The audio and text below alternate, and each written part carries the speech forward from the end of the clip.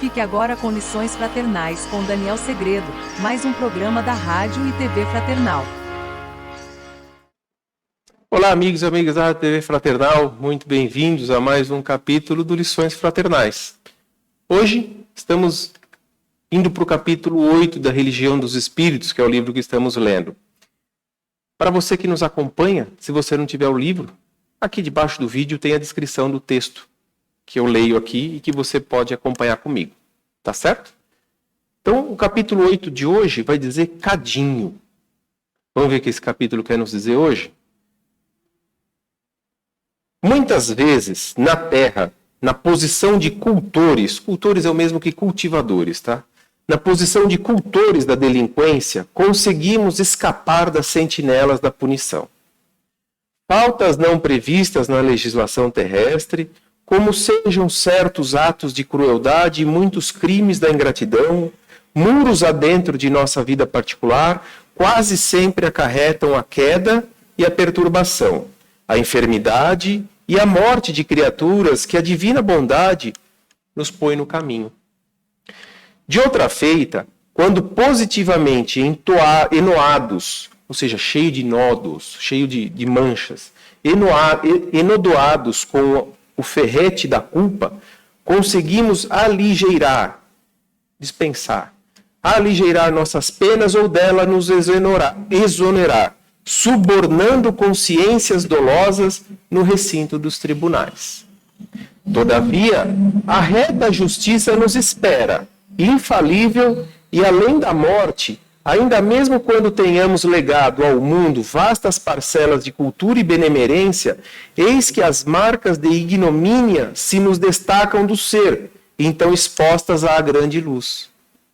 Nessa crise inesperada, imploramos nós mesmos retorno e readmissão nos cursos do trabalho em que se nos desmandaram a deserção e a falência, a fim de ressarcirmos os débitos que os homens não conheceram, mas que vibram obcecantes no imo no interior de nossas almas. É assim que voltamos ao cadinho fervente da purgação, retomando nos fios da consanguinidade a presença daqueles que mais ferimos, para devolver-lhes em ternura e devotamento os patrimônios dilapidados, rearticulando os elos da harmonia que nos ligam a todos na universalidade da vida perante a lei.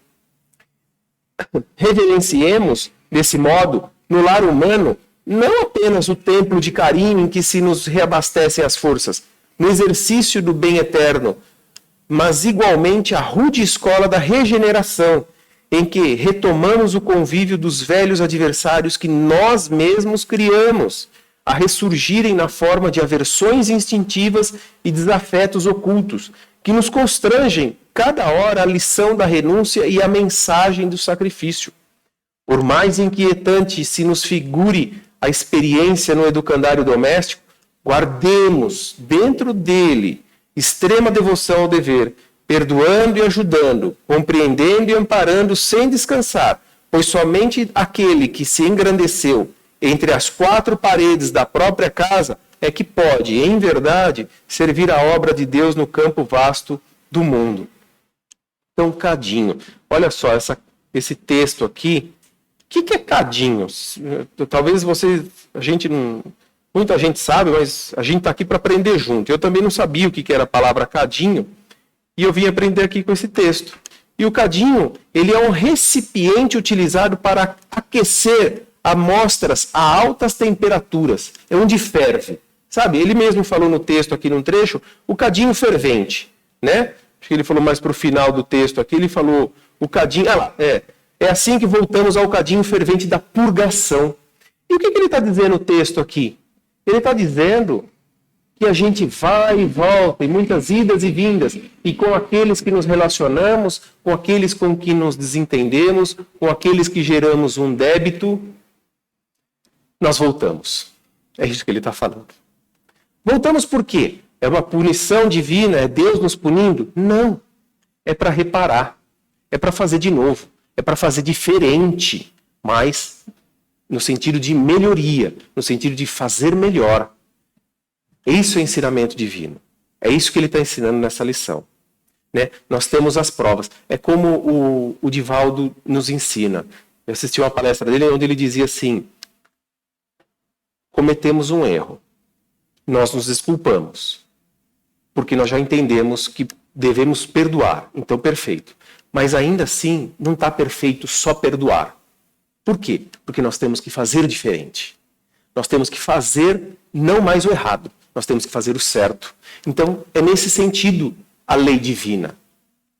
Então, a gente volta exatamente naqueles onde a gente teve a maior complicação, onde a gente teve aquele desentendimento, onde a gente teve aquela mágoa profunda, onde teve um ressentimento. Porque aqui, na semana passada, eu falei um pouquinho com vocês lá ao redor do dinheiro, de provas. Lembra que eu falei? Então, é uma prova. O que? A família em que a gente está. Porque a gente pede a prova, como eu expliquei na semana passada, de forma genérica, de forma ampla. A situação, o enredo, o contexto onde vai se passar essa prova, isso é a espiritualidade, isso é divindade. É Ele quem vai nos conceder a situação para nos colocar à prova. Lembra na semana passada que falamos do dinheiro, ao redor do dinheiro? Então eu vou ter situações, trazendo para esse sentido da interpretação das provas, eu vou ter situações onde eu vou ser o quê? Testado para ver se eu vou conceder dinheiro para aquele que precisa ou não. Nesse caso de hoje, no cadinho, a gente está vendo o quê?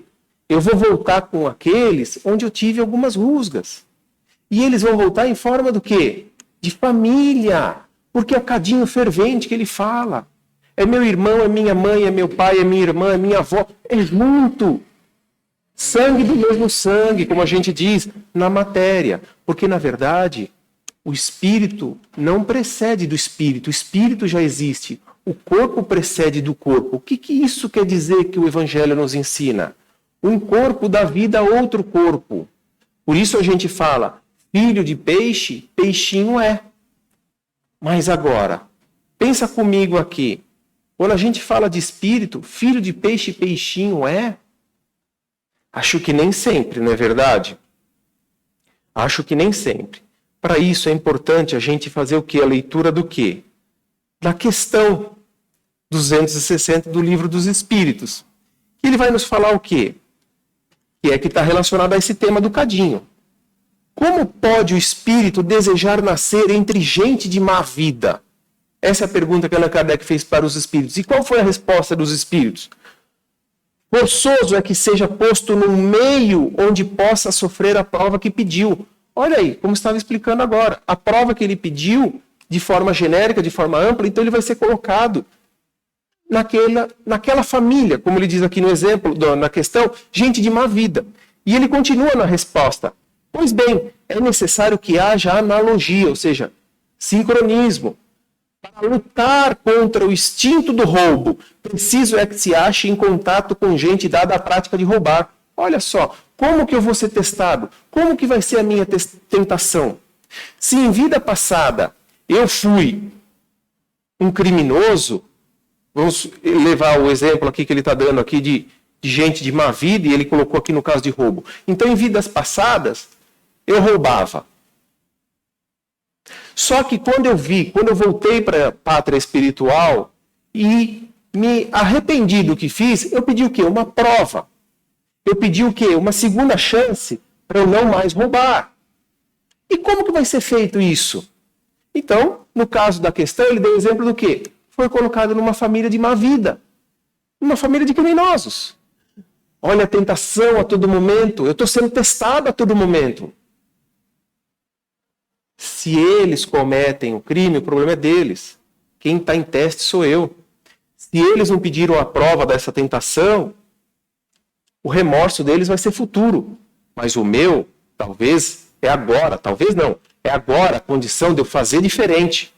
De eu fazer diferente porque quando eu voltar, desse mal eu não vou me arrepender. Então eu já me livrei daquilo. Eu já não fiz mais aquele ato que era errado. Eu já deixei, eu passei a errar menos. É isso que está falando. E aí, ele vem falar de cadinho, por quê? É na família. Então ele deu exemplo de má vida e a resposta veio como de pessoas que são tendenciosas ao roubo, mas a gente pode ver diversas formas. Como eu vinha falando, filho de peixe, peixinho é. Quantas famílias a gente não encontra o pai e a mãe, uma honestidade em pessoa, humildes, honestos, probos. E o filho é inconsequente, né? Como se diz, não paga ninguém, engana todo mundo. E aí, é nesse momento que aí você se pergunta, mas como pode um filho de um pai, de uma mãe, tão probos, tão corretos, ter um filho dessa maneira, tão inconsequente, que engana todo mundo, que passa a perna, que aplica golpes, que rouba. Enfim, como pode? Como pode? Essa é uma condição de prova para a família. Então o cadinho fervente está ali, a condição daqueles pais de educarem aquele filho no melhor que eles puderem. E o filho, de consciência despertada, de ver que o que ele faz, para ele vai voltar um dia. E de ter a percepção de que o mal que ele causa é o que ele vai colher no futuro. É a lei divina. Todos estamos fadados ao progresso. Aquele que não quer progredir vai continuar na repetência do quê? Das mesmas provas e depois reclama que está sofrendo. Não é comum isso? É muito comum a gente ver. Por isso tem que falar que a gente às vezes acha que, nossa, como aquela pessoa é injustiçada. Então, mas perante quanta injustiça para aquela pessoa, né? Nossa, a vida daquela pessoa é uma injustiça. Perante os olhos divinos, perante a lei divina, não existe injustiçados. É a lei do retorno, é a lei da ação e reação. Para tudo aquilo que é feito, volta. Nós que estamos aprendendo, já temos essa consciência. Então, nas atitudes, atenção, orar e vigiar, como o mestre nos ensina. Não é?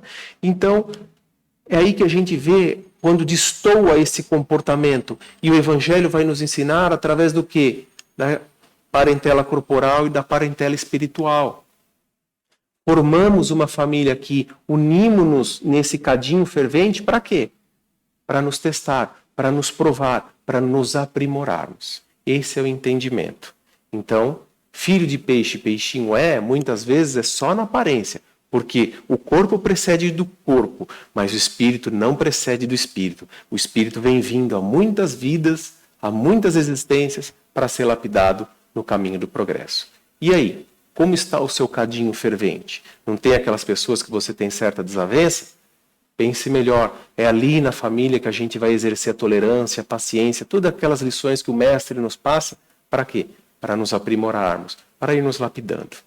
Eu vou ficando por aqui e espero revê-los no próximo programa. Até lá. Tchau.